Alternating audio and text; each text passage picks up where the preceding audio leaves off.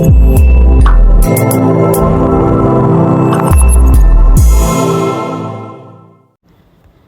Friends, welcome to K drama కథలు. అందరూ ఎలా ఉన్నారండి? ఇవాళ మన ఛానల్లో ఎక్స్ప్లెయిన్ చేయబోతున్న కథ హూ ఆర్ యూ అని 2013లో వచ్చిన కొరియన్ డ్రామాలోంచి ఎపిసోడ్ నెంబర్ 15. నేను ఫస్ట్ 14 ఎపిసోడ్ ఎక్స్ప్లెనేషన్ లింక్స్ డిస్క్రిప్షన్లో పెట్టాను.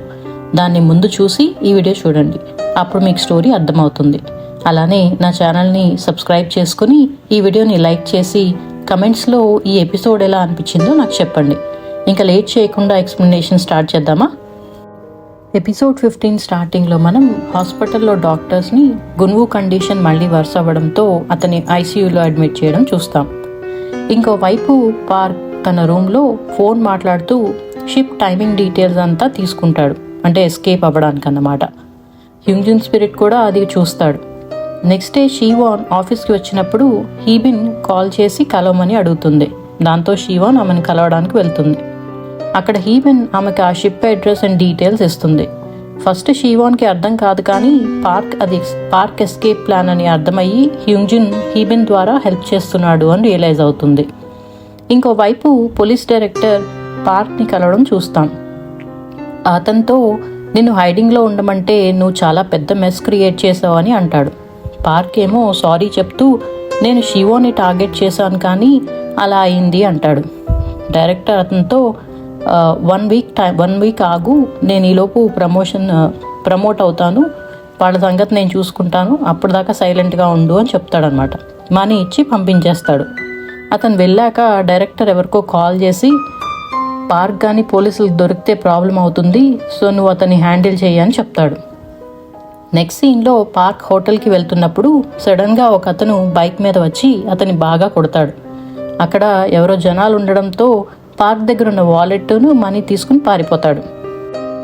నెక్స్ట్ సీన్లో షీవాన్కి ఒక పోలీస్ ఆఫీసర్ కాల్ చేసి పార్క్ని లొకేట్ చేశాను అని చెప్పడంతో అక్కడికి వెళ్తుంది. తర్వాత వాళ్ళిద్దరూ ఒక క్లినిక్ బయట కార్లో కూర్చుని ఉంటారు. అప్పుడే ఆ క్లినిక్ నుంచి పార్క్ బయటికి వస్తాడు. పార్క్ బాగా ఇంజూర్ అయ్యి ఉంటాడనమాట. వెంటనే షీవాన్ కార్ బయటికి దిగి అతన్ని అరెస్ట్ చేస్తుంది. అరెస్ట్ చేశాక అతని స్టేషన్లో ఇంట్రోగేట్ చేస్తూ ఉంటారు.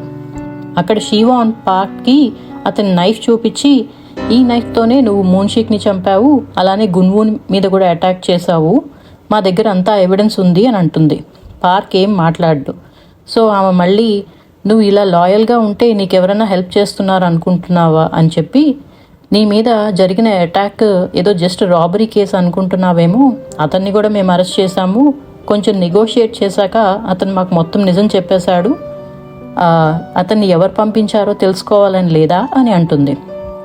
దాంతో ఫైనల్గా పార్క్ పోలీస్ డైరెక్టర్ పేరు కన్ఫెస్ చేసి జరిగిన విషయం అంతా చెప్తాడు. నెక్స్ట్ సీన్లో పోలీస్ డైరెక్టర్ మీటింగ్లో ఉండగా షీవాన్ అతన్ని అరెస్ట్ చేయడానికి వెళ్తుంది. అతను మీ దగ్గర ఎవిడెన్స్ ఉందా అని అడిగితే అక్కడికి అరెస్ట్ చేసిన పార్క్ని తీసుకుని వస్తారు. ఫైనల్గా డైరెక్టర్ని అరెస్ట్ చేస్తారు. తర్వాత షీవాన్ని గున్వుతో హాస్పిటల్లో చూస్తాం. అక్కడ అతనికి మెలకు వచ్చి ఉంటుంది. ఆమెను చూసి గున్వు డైరెక్టర్ని అరెస్ట్ చేసినందుకు కంగ్రాచులేషన్స్ చెప్తాడు. షీవాన్ ఏమో నువ్వు నేనంటే ఇష్టం అన్నావు కదా, నా పక్కనే ఉంటానన్నావు కదా, సో నువ్వు నా పక్కనే ఎప్పుడు ఉండు అని అంటుంది. అంటే ఫైనల్గా అతని ప్రపోజల్ని యాక్సెప్ట్ చేస్తుందన్నమాట. గున్వు అది విని సైలెంట్ అయిపోతాడు. నెక్స్ట్ డే షీవాన్ గున్వుకి బ్రేక్ఫాస్ట్ తీసుకుని వస్తుంది. బ్రేక్ఫాస్ట్ తిన్నాక గున్వు ఆమెతో నేను హ్యూంజున్ని చూశాను, అతను ఇంకా ప్రాణాలతోనే ఉన్నాడు అని చెప్పి ఆ హాస్పిటల్ అడ్రస్ ఇస్తాడు. అది విని షీవాన్ షాక్ అయ్యి వెంటనే ఆ అడ్రస్కి వెళ్తుంది. హాస్పిటల్కి వెళ్ళాక అక్కడ బెడ్ మీద ఉన్న హ్యూంజున్ని చూసి ఏడుస్తూ ఉంటుంది. తర్వాత డాక్టర్ని కలిసి హ్యూంజున్ కండిషన్ గురించి తెలుసుకుంటుంది.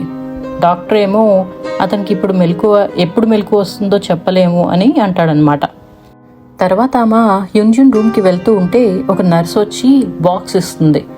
అది పేషెంట్ అని చెప్పి ఇంతకుముందు వచ్చే అతను ఇది చాలా జాగ్రత్తగా పెట్టమన్నారు అని చెప్తుంది. షీవాన్ ఆ బాక్స్ ఓపెన్ చేస్తే అందులో హ్యూంజున్ లాస్ట్ టైం వేసుకున్న బట్టలు, అలానే మూన్షిక్ రాసిన లెటర్ ఒకటి ఉంటుంది.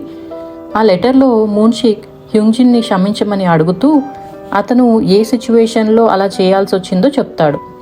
మూన్షిక్ వాళ్ళ సన్ చాలా సిక్గా ఉండడంతో అతనికి చాలా కాస్ట్లీ వైద్యం అవసరం అవుతుంది. అప్పట్లో ఆ డైరెక్టర్ మూన్షిక్ సన్కి అయ్యే హాస్పిటల్ ఖర్చునంతా అతనే పే చేస్తాడు. బదులుగా మూన్షిక్ అతనికి హెల్ప్ చేస్తాడు. తర్వాత మూన్షిక్ అందులోంచి బయటికి వద్దామనుకున్నా అప్పటికే చాలా లేట్ అయిపోయి ఉంటుంది. ఆ ఇన్సిడెంట్ అయిన రోజు ఆ షిప్ దగ్గరికి వచ్చిన బ్యాకప్ టీమ్ ఆఫీసర్ హెల్ప్ తీసుకుని మూన్షిక్ హ్యుంజున్ బాడీని స్విచ్ చేస్తాడనమాట. ఆ లెటర్ చదివిన షీవాన్ ఏడుస్తూ ఆ బాక్స్ పక్కనే పెట్టి బయటికి వెళ్తుంది. కాసేపు తర్వాత ఆమె మళ్ళీ హ్యుంజున్ రూమ్లోకి వచ్చి అతనితో నేను చాలా లేట్గా వచ్చాను, సారీ అని చెప్తుంది. అంతలో అక్కడికి హ్యుంజున్ స్పిరిట్ కూడా వస్తుంది. మళ్ళీ షీవాన్ ఆ స్పిరిట్ని చూసి ఏడుస్తూ ఉంటుంది. హ్యుంజున్ స్పిరిట్ ఆమెతో నేను నాకంటే నిన్ను జాగ్రత్తగా చూసుకునే వాళ్ళు ఈ ప్రపంచంలో లేరు అనుకున్నాను, కానీ ఒక పర్సన్ ఉన్నాడు అని. నేను ఎప్పుడూ 6 years బ్యాకే చనిపోయాను, నీ ముందున్నది ఒక ఎంటీ షెల్ మాత్రమే. సో ఇంక నేను వెళ్ళే టైం అయింది, నువ్వు కూడా నువ్వు ప్రేమిస్తున్న అబ్బాయి దగ్గరికి వెళ్ళు అని చెప్పి డిసపియర్ అయిపోతాడు. అక్కడ బెడ్ మీద ఉన్న హ్యుంజున్ కూడా ప్రాణాలు వదిలేస్తాడు. దాంతో షీవాన్ అక్కడే పడి గట్టిగా ఏడుస్తుంది. గున్వు కూడా కరెక్ట్గా అదే టైంకి అక్కడికి వస్తాడు. అంతేనండి, దాంతో ఎపిసోడ్ 15 కంప్లీట్ అయింది. మీకు ఈ ఎపిసోడ్ ఎలా అనిపించిందో నాకు కమెంట్స్లో చెప్పండి. అలానే నా ఛానల్ని సబ్స్క్రైబ్ చేసుకుని ఈ వీడియోని లైక్ చేయండి. మళ్ళీ నెక్స్ట్ ఎపిసోడ్ ఎక్స్ప్లెనేషన్లో కలుద్దాం.